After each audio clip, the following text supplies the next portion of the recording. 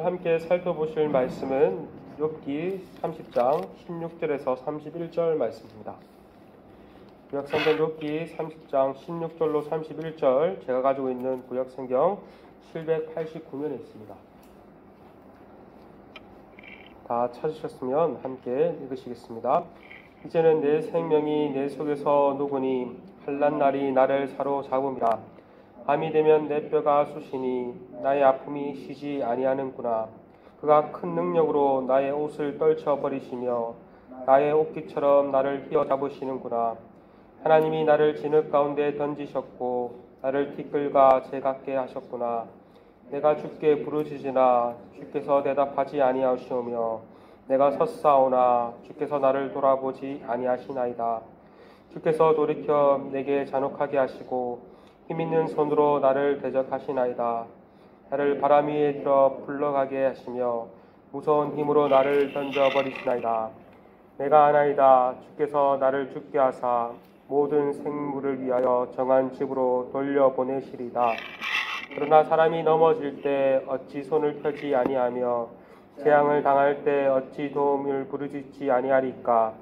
고생에 나를 보내는 자를 위하여 내가 울지 아니하였는가. 빈궁한 자를 위하여 내 마음에 근심하지 아니하였는가. 내가 복을 바라더니 화가 왔고 강명을 기다렸더니 흑암이 왔구나. 내 마음이 들끓어 고요함이 없구나. 환난날이 내게 임하였구나. 나는 햇볕에 쬐지 않고도 검어진 피부를 가지고 걸으며 해중 가운데 서서 도움을 부르짖고 있느냐. 나는 일의 형제요 타조의 벗이로구나. 나를 덮고 있는 피부는 검어졌고 내 뼈는 열기로 말미암아 탔구나. 내 수금은 통곡이 되었고 내 피리는 애곡이 되었구나. 우리는 계속해서 욥의 독백을 살펴보고 있습니다. 앞서 29장에서 욥은 하나님께서 자신을 돌보시던 때를 회상했습니다. 과거에 그는 하나님과 친밀한 관계를 누렸고 많은 부를 누렸으며 모든 사람들로부터 칭송을 받았습니다. 부와 명예, 이 두 개 중 한 개도 갖기 어려운데 욥은 부와 명예 이 모든 것들을 다 누렸습니다. 그러나 이제는 상황이 달라졌다라고 말을 합니다. 우리가 앞서 살펴보았듯이 30장은 이렇게 시작했습니다. 그러나 이제는 어떠했다라고 말을 합니까? 사람들로부터 존경을 받았던 과거와 달리 이제는 사람들의 비웃음거리가 되었다라고 말을 합니다. 9절에서도 이제는 하며 사회의 가장 비천한 자들마저 자신을 조롱했다라고 말을 합니다.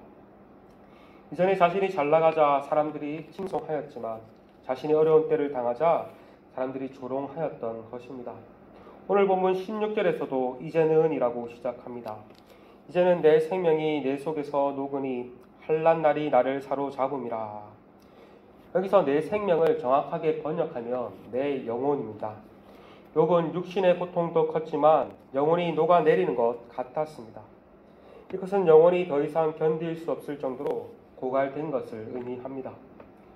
환난날에 자신을 사로잡는 것 같았고 모두가 안식을 누리는 밤에도 뼈가 찌르는 듯한 고통으로 도무지 쉴 수 없었다라고 고백하고 있습니다. 욥은 자신이 고통당하는 것은 하나님께서 하신 것이라 인식하였습니다. 하나님이 자신의 옷깃처럼 휘어잡아 진흙 가운데 던지셨다라고 말을 합니다. 욥은 진흙탕 가운데 내댕겨져 티끌과 재처럼 비천한 존재가 되었다라고 말을 합니다. 한때 하나님으로 인해 존귀한 위치에 올랐으나 이제는 하나님으로 인해 비천한 처지에 놓이게 된 것입니다. 대개 이럴 경우 하나님을 버리고 떠나는 것이 정상입니다. 욥의 아내의 말대로 하나님을 저주하고 죽는 것이 옳아 보일지도 모르겠습니다. 그러나 여러분, 그러한 가운데 하나님을 버리지 않았습니다. 오히려 하나님을 향해 더욱 크게 부르짖으며 나아갔습니다. 20절 상반절입니다. 내가 주께 부르짖으나. 욥은 끝까지 하나님을 붙들었습니다. 욥은 끝까지 하나님께 나아가 기도했습니다. 그렇다면 우리는 상식적으로 하나님께서 이러한 욥의 믿음을 보시고 즉각 반응해 주시는 것이 맞아 보입니다. 즉각 그를 하나님의 권능의 손으로 돌보아 주시는 것이 맞아 보입니다. 그런데 하나님은 어떻게 행동하십니까? 20절 하반절에 주께서 대답하지 아니하시오며 내가 섰사오나 주께서 나를 돌아보지 아니하시나이다. 욥은 하나님을 향해 부르짖었으나 하나님은 응답하지 않으십니다. 욥은 하나님을 찾았으나 하나님은 욥을 예면하시고 돌아보지 아니하십니다. 매일의 삶 가운데 하나님의 살아계심이 생생하게 경험되어지고 기도의 자리에 나아갈 때마다 하나님을 향해 부르짖을 때마다 하나님의 응답이 생생하게 이루어진다면 얼마나 좋겠습니까? 신앙생활 할 맛이 날 것입니다. 그러나 신앙의 현실은 어떻습니까? 꼭 그렇지는 않습니다. 하나님께 부르짖어도 아무런 응답이 없고 하나님이 전혀 경험되어지지 않는 때를 우리는 보내기도 합니다. 이럴 때 참 힘들죠. 욥 또한 이러했을 것입니다. 자신이 하나님을 버리지 않고 알 수 없는 그 고난 가운데 속에서도 끝까지 하나님 앞에 나아가 그분을 향해 부르짖었지만 하나님이 부재를 경험할 때 참 많이 힘들었을 것입니다. 더군다나 하나님은 욥을 혹독하게 다루셨습니다. 21절에서 22절입니다. 주께서 돌이켜 내게 잔혹하게 하시고 힘있는 손으로 나를 대적하시나이다. 나를 바람 위에 들어 불러가게 하시며 무서운 힘으로 나를 던져 버리시나이다. 여기서 하나님은 마치 원수를 대하듯 욥을 대하고 있음을 알 수가 있습니다. 그 강한 힘으로 욥을 대적하셨다라고 말을 합니다. 하나님은 마치 욥을 바람으로 들어 올리시고 무서운 힘으로 던져 버리십니다. 이제 욥에게 남아있는 것은 죽음밖에 없는 것 같습니다. 그래서 욥은 이렇게 고백하죠. 욥은 하나님께서 이렇게 대하신 것은 자신을 죽이기 위함이다라고 생각합니다. 그러나 그럼에도 가운데 욥은 계속해서 하나님을 향해 호소합니다. 24절을 보시면 하나님을 향해 이렇게 질문합니다. 그러나 사람이 넘어질 때 어찌 손을 펴지 아니하며 재앙을 당할 때 어찌 도움을 부르짖지 아니하리까. 이 말은 자신과 같이 사람이 넘어질 때 손을 펴 도움의 손길을 구하는 것이 당연하고 재앙을 당할 때 도와달라고 요청하는 것이 당연하다는 말입니다. 하지만 하나님은 어떻게 하셨다라고 이 말 속에 담겨 있습니까? 고통 속에서도 부르짖어도 응답하지 아니하시고 고통 속에 손 내밀어도 돌보지 않으셨다라고 말을 한 것과 같습니다. 반면 욥은 이러한 하나님과 달리 고통 속에 있는 자들과 함께 아파하며 그들을 도왔다라고 말을 합니다. 욥은 이러한 자신에게 복이 임할 것을 기대했습니다.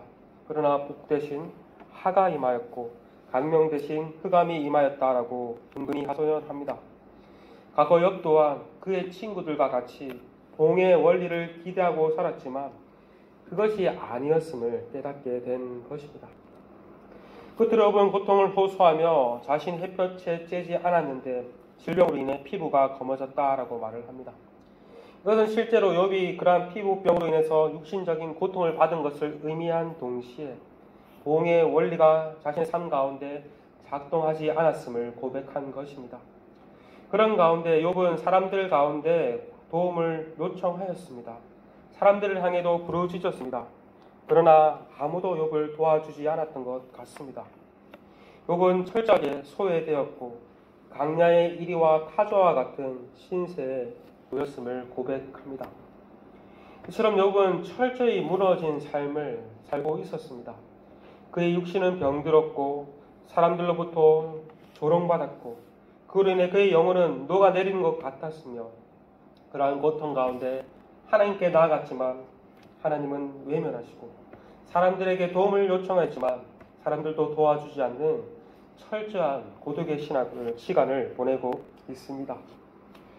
욥의 이러한 고통을 묵상하며 우리는 예수님이 당하신 고통을 보게 됩니다. 예수님 또한 사람들로부터 조롱과 멸시를 받으셨으며 심지어 그를 따르던 제자들로부터 배신과 버림을 당하셨습니다. 십자가에 달리신 예수님은 육신의 극심한 고통을 경험하실 뿐만 아니라 수치와 모욕을 당하셨습니다. 그러한 고통 가운데 하나님으로부터 버림당한 것과 같은 극심한 영혼의 어두운 때를 보내셨습니다. 하나님과 가장 친밀하신 하나님의 아들이신 그분이 하나님을 전혀 경험할 수 없던 때를 보내신 것입니다. 그러니 예수님이 겪으신 고통은 이루 말할 수 없는 큰 고통이었을 것입니다.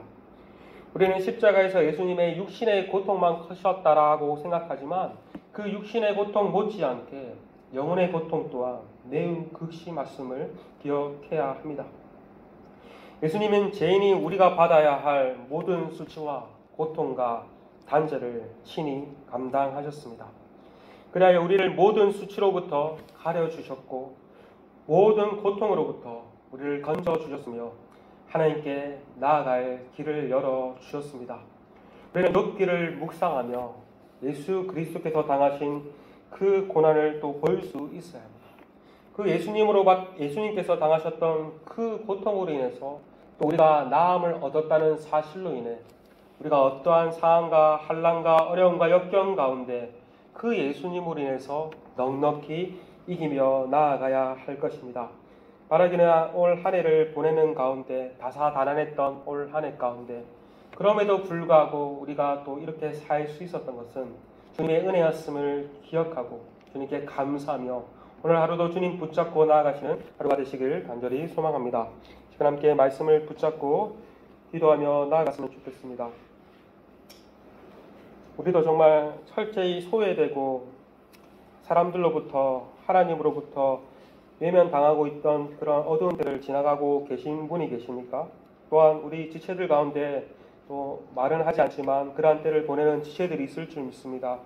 난 정말 그 가운데 정말 우리가 우리의 환경을 바라보며 낙심하며 나아가는 것이 아니라 우리보다 앞서 우리의 고난을 당하신 예수님을 바라봄으로써 인내하며 넉넉히 나아갈 수 있는 은혜가 있기를, 또한 도움이 필요한 지체들 가운데 하나님의 그 크신 은혜가 있기를 이 시간 함께 기도하며 나아갔으면 좋겠습니다. 특별히 또 올 한 해도 얼마 남지 않았습니다. 올 한 해 가운데 잘 감당하게 하시고 또 새로운 한 해를 잘 준비할 수 있는 우리 공동체와 우리 개인이 될 수 있기를, 또 우리 다음 세대들을 위해서 또 이 땅에 있는 이 땅과 열방을 위해서 함께 기도하시며 나아가시겠습니다. 함께 기도하시겠습니다.